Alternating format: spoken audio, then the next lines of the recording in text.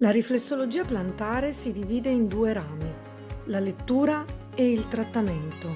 La postura dei piedi, l'arco plantare, le dita indicano la personalità. Il colore della pianta, i segni, come ad esempio calli, nei, capillari, telangiectasie, indicano l'indole della persona e le sue caratteristiche principali, definendo lo stato di disarmonia di organi e visceri che possono portare a squilibri fisici.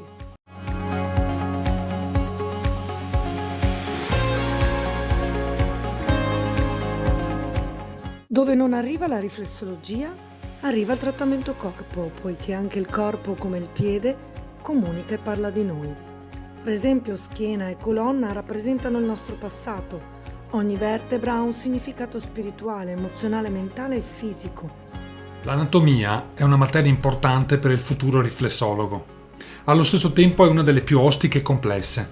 Della nostra scuola, invece, l'anatomia sarà trattata in maniera completamente diversa e alla portata di tutti.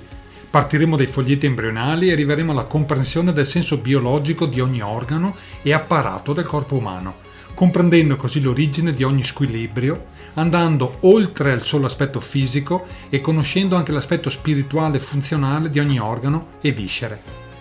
La nutrizione corretta è uno dei pilastri fondamentali per il benessere dell'uomo e un riflessologo non può trascurarne la valenza.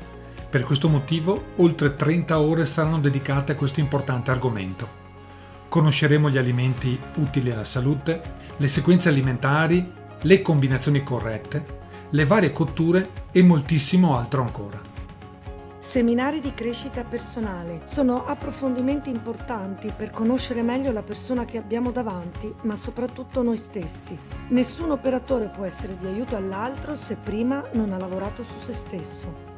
I seminari che verranno approfonditi sono le ferite emozionali, il laboratorio delle emozioni, mente ed ego, chi ed energia,